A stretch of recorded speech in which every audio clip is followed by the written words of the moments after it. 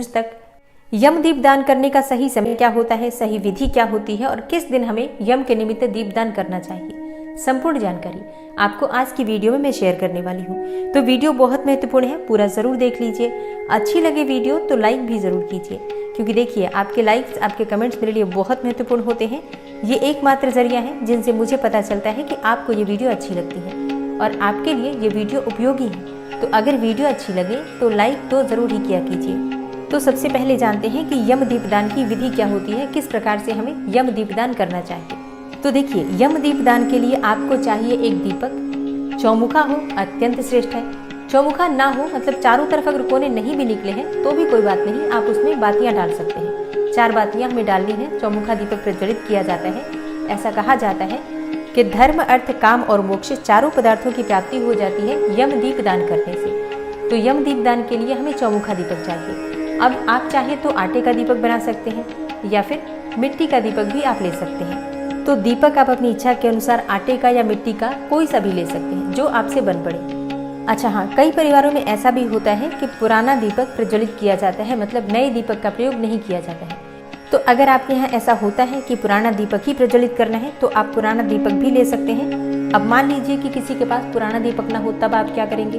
देखिए, ऐसे में मन में किसी भी प्रकार का संशय मत रखिए। आप नए दीपक का भी प्रयोग कर सकते हैं, कोई ऐसी मन में दुविधा मत रखिए।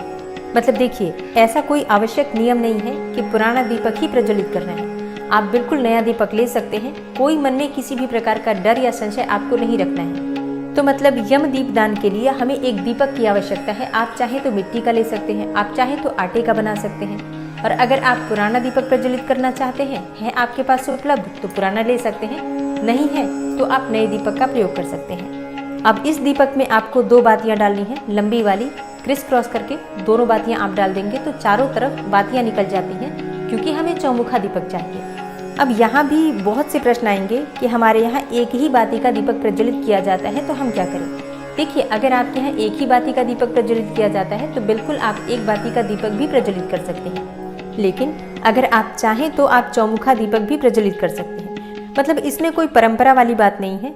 ये कार्तिक मास का दीपदान है, कोई भी कर सकता है, किसी भी प्रकार से कर सकता है, कोई समस्या नहीं है। तो दीपक आप अपनी इच्छा के अनुसार चौमुखा भी ले सकते हैं, एक बाती का भी ले सकते हैं, जैसा आपके यहाँ होता है या जो भी आप करने में समर्थ हैं। हमें यम के निमित्त एक दीपदान करना है, ये आवश्यक है। इस दीपक में हम कड़वे तेल का प्रयोग करते हैं, यानी कि सरसों के तेल का, और सरसों का तेल वाला दीपक ही प्रज्वलित किया जाता है। और इस दीपक में आपको एक सिक्का डालना है, 1 रुपए का, 5 रुपए का, 2 रुपए का, कोई भी एक नॉर्मल सा सिक्का डाल दीजिए। और हाँ, यम के निमित्त जो दीपदान किया जाता है, वैसे स्कंद पुराण में वर्णित है कि आपको जौ के आटे का दीपक बनाना चाहिए।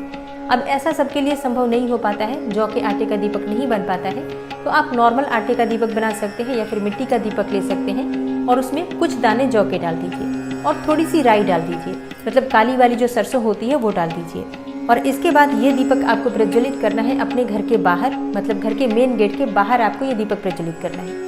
अब देखिए, अगर आपके घर के बाहर थोड़ी सी जगह हो तो आप थोड़ा आगे बढ़कर भी प्रज्वलित कर सकते हैं।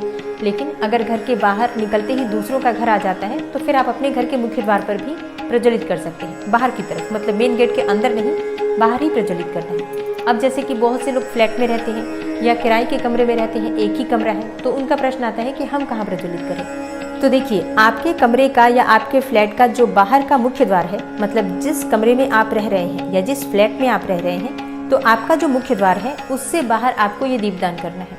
ठीक है, इस बात का ध्यान रखिए। और हाँ, बहुत से भक्तों के प्रश्न आते हैं कि क्या हम अपने घर की छत पर दीपदान कर सकते हैं यम के निमित्त। नहीं, ऐसा नहीं करना चाहिए, क्योंकि देखिए, घर की छत पर अगर आप दीपदान करते हैं तो घर का ही हिस्सा माना जाएगा, मतलब घर के अंदर का ही हिस्सा है आपका छत। जब हम घर के मुख्य द्वार को पार करते हैं तभी बाहर का एरिया माना जाता है।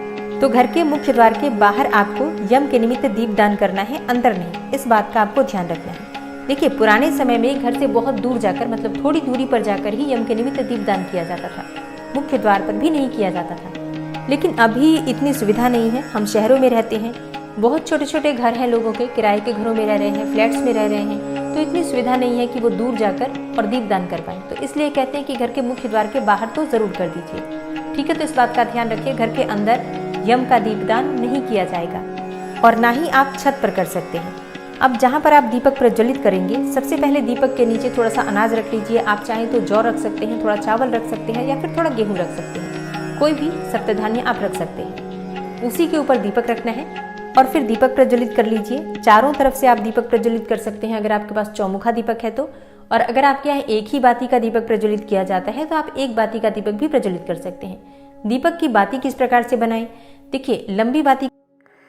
यम का दीपक हमें नरक चतुर्दशी के दिन यानी छोटी दिवाली के दिन तो ज़रूर अवश्य से ही निकालना चाहिए। लेकिन अगर आपके घर में ये है परंपरा कि धनतेरस से लेकर दिवाली तक आपको निकालना है तो आप निकाल सकते हैं। परंतु ये नरक चतुर्दशी के दिन आप रात में जब सारा परिवार आपका घर के अंदर आ जाए, सारे काम हो जाए, उस दिन आप ये दिया ज़रूर निकालिए। अवश्य ही निकालना होगा क्योंकि उस दिन विशेष तौर पे यम की पूजा की जाती है। ये दिया आप दक्षिणमुखी भी बना सकते हैं और चौमुखी भी बनाते हैं। जय श्री